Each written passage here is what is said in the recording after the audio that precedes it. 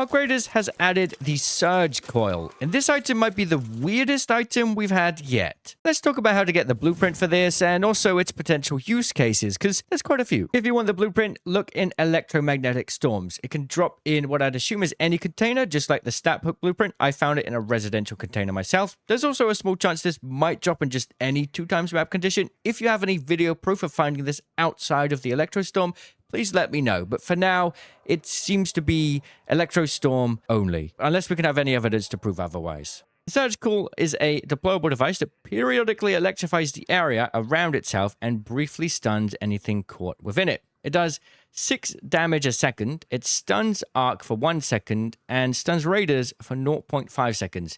And I don't know why it says it has a 75-meter radius. I'll show you how it works in game in just a minute. First, how to craft this weapon once you've got the blueprint, or item, I suppose. It is 1 electrical component, 1 sensor, and 1 Hornet driver. Now, this is quite an interesting item, and I'm going to be curious to see what use cases the community comes up with. I'll give you some of my ideas as we go, and I'll explain how it's really working. Now, firstly, this thing damages you. It damages yourself, so it's a deployable that can do damage straight to you and also stun you. So that's something to consider. Now, it actually has a 10-meter radius. If you step within a 10-meter radius, then you will get shocked and damaged. And the actual trap itself will stay there forever, so long as it doesn't get shot. And it doesn't take too many bullets before it's destroyed. And if it's not shot, it will remain there until it zaps players a certain number of times and it explodes. And what's interesting about that is it's actually zapping itself when you put this down. So what you'll see is it'll take damage, but you'll only get stunned for a short second before the next stun comes in. And then you can keep running. Another stun's coming, right? So about every 10 zaps, you get another 1-second stun. And you can see that it does a decent amount of damage, but it could be stopped fairly easily. It's not going to kill any players. This is not going to kill a player. It's just going to stop them from a little second, right? So you can even just run up to it like this. And there we saw that it ran out of total damage and then it just breaks itself. But what you could do, if you're in the radius and you see it, you could either shoot it or literally just run up to it and disarm it. And then, you know, we can pick it back up again. And it's sorted. Now, what's really interesting is if you put 2 of them next to each other, something really funny happens. They start zapping each other. If you step inside there,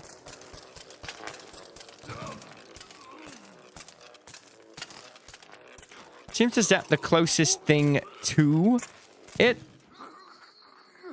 So if you have 2 of them next to each other, they're just going to zap each other. But check this out. Because this item has a 10-meter radius, if we place each of them individually 10 meters apart from each other, you could do some pretty devious things. Let's make sure that we don't get too close here. Put this one right there. And then what if we stand in the middle? Yeah, I mean, that is absolutely terrifying. That might be the best use case for PvP. Stick it in a locked room and have fun with the players trying to figure out exactly where these things are. I mean, this is absolutely just terrifying. Now, I know what you're thinking when you see this thing. Doesn't it kind of look like a trophy system? Could this stop grenades? Well, no.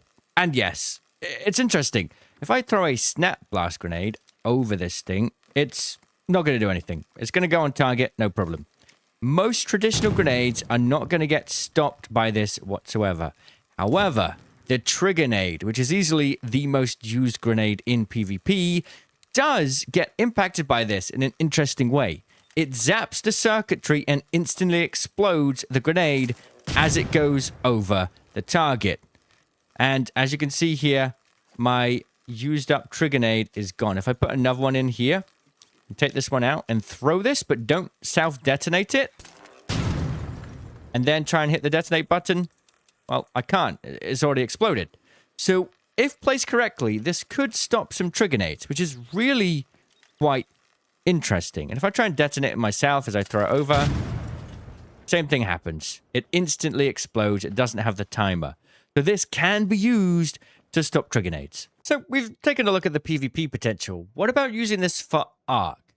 I'm going to guess you won't be able to figure out how the Arc respond to this. It doesn't work the way you would expect. It's really quite interesting, and I'm not quite sure yet if we've figured out the best use case for it, but like I say, interesting. So if you put this near an Arc, the Arc will aggro onto it. Like, it's the worst thing the Arc has ever seen.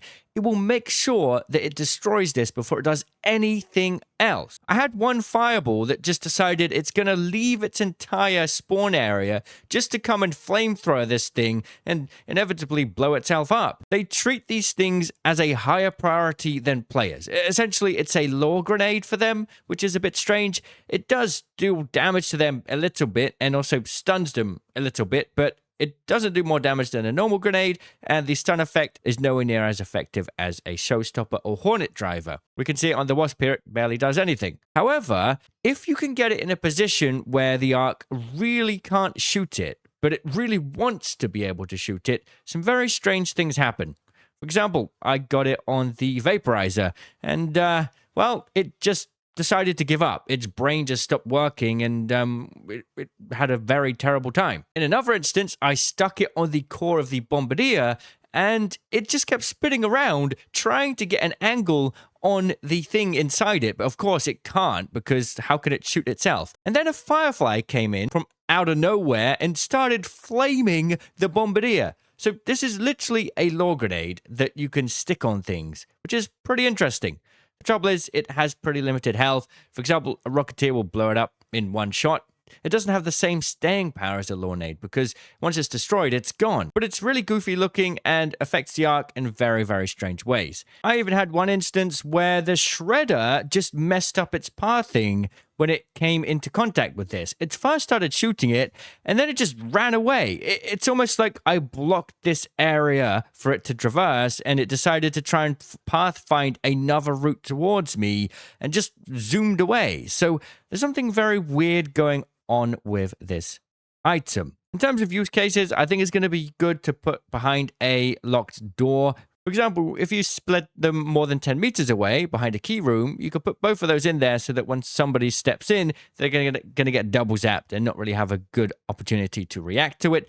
It's not going to kill them, but it's going to mess them up and stop them from getting a good chance to shoot you. It's kind of like an anti-rat device. It sort of stops trigger nades if you set it up right. And I also wonder if it could be good for farming trials. Like, for example, if you had the ticks, pops, and fireballs trial, what if you set this up on the ceiling where the ticks spawn so that it destroys them as soon as the ticks do spawn so that you get points? Because it doesn't have a lifetime in terms of time. It just destroys after it's zapped a certain number of enemies. So maybe there's some use case there for that. I'm sure some random raider would probably just come along and shoot it, though. Yeah, pretty interesting item, and I can't wait to see what the community does with it. Thanks for watching. I'll see you in the comments. Cheerio.